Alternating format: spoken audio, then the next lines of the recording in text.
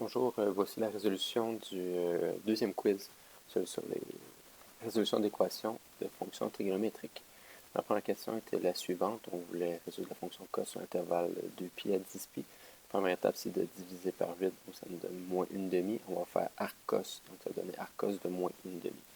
Je rappelle que dans le cercle géométrique, cos c'est la valeur en x. Ici, on cherchait la valeur de moins 1/2. Donc, cos, ici, la valeur en x, c'est moins 1/2. On est la ligne verte ici. On a donc 2π sur 3 et 4π sur 3 comme valeur. Pour ça, ici, j'écris 2π sur 3 et 4π sur 3. On sépare en deux parce qu'il y a deux valeurs par période. On ajoute 2πn parce que la période d'une fonction cos de base est de 2π. Par la suite, on va enlever le paramètre b. Donc, on va multiplier par 8. Si ça me donne 16π sur 3, je multiplie par 8 également la période. Donc, ma période de cette fonction-ci est de 16π. Faites attention, le 8 ici n'a rien à voir avec le 8 ici. Même chose ici, je vais multiplier par 8, donc ça va donner 4 fois 8, 32, puis 2 fois 8, le même 16. J'enlève, je vais enlever le moins 2π, donc j'ajoute 2π. En tiers, 2π, ça donne 6, donc 16 plus 6 donne 22 π sur 3. Ici, je fais la même chose, j'ajoute 6 à 32, ça me donne 38. Maintenant, nos deux réponses, on voulait dans l'intervalle 2π à 10π, puis ici, c'est des tiers de π. On peut facilement convertir en fraction équivalente, donc 2π, c'est 6π sur 3, puis 10π, c'est 30π sur 3. Maintenant, vous voulez connaître les solutions dans l'intervalle qui est ici. Donc, quelles sont les solutions? Est-ce que 22π sur 3, c'est à l'intérieur? Oui, 22, c'est à l'intérieur. Est-ce que 38, c'est à l'intérieur? Non, 38 est à l'extérieur ici. On prévoit ramener 38 pour voir si on revient à l'intérieur. Ici, j'ai 16 πn.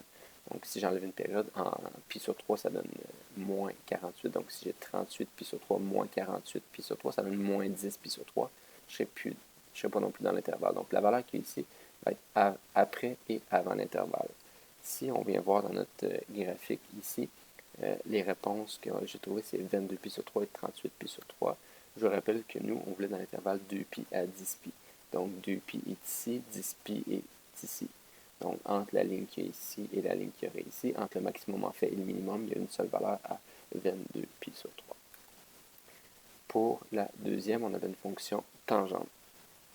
Un peu comme tantôt, on va diviser par le paramètre a, donc ça donne moins 1. Dans notre fonction tangente, moins 1, c'est la valeur qui est ici à 3π sur 4, ou en face 7π sur 4, donc les deux valeurs sont bonnes. Personnellement, je vais utiliser 3π sur 4.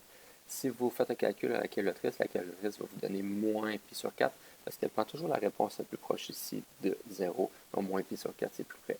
Et si on ajoute une période, ça donne 7π sur 2 périodes, en fait un tour complet, ça donne 7π sur 4. Moi, j'ai utilisé 3π sur 4 parce que généralement, quand on fait des résolutions d'inéquations, on trace dans la partie positive. Donc, la première valeur qu'on va trouver, c'est 3π sur 4.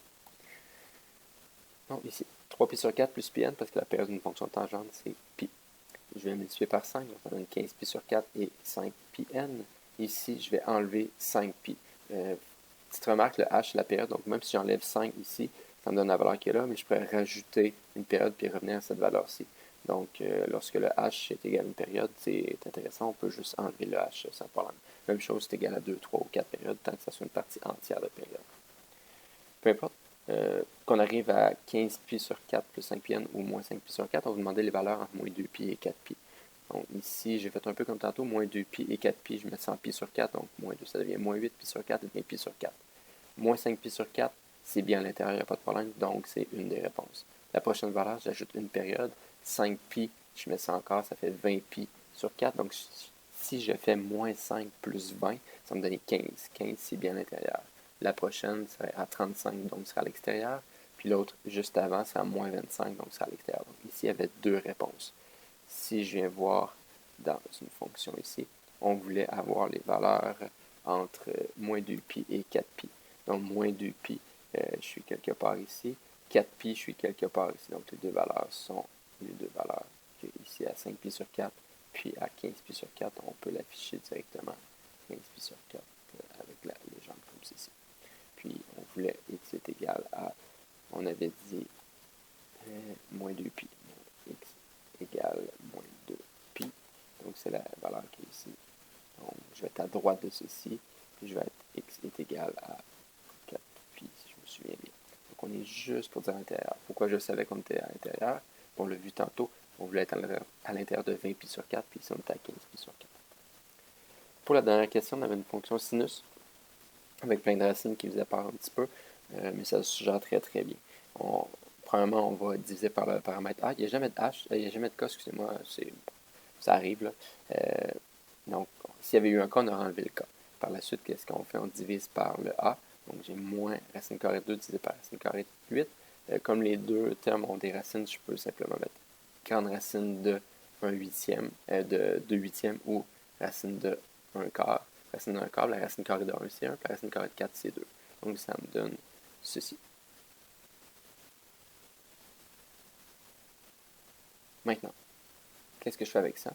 Ben, ça me donne arcsine de moins une demi. Arcsine de moins une demi, si je reviens ici dans mon sac géométrique, celui-ci, arcsine, sinus c'est la hauteur, négative ici, une demi c'est la ligne en rose. Donc je vais avoir 11 pi sur 6 et 7 pi sur 6. Donc c'est les deux valeurs que je vais écrire, c'est 7 pi sur 6 et 11 pi sur 6. Maintenant, qu'est-ce que ça fait? Ben, je vais multiplier par 3, donc ça me donne 21 ici. Je divise par 2 pi, donc ça me donne 21 sur 12. Puis 21 sur 12, ben, je divise les deux termes par 3 parce que les deux sont des multiples de 3. 21 divisé par 3, ça donne 7. Puis 12 divisé par 3, ça donne 4. Donc c'est de là qui sort le 7 quart.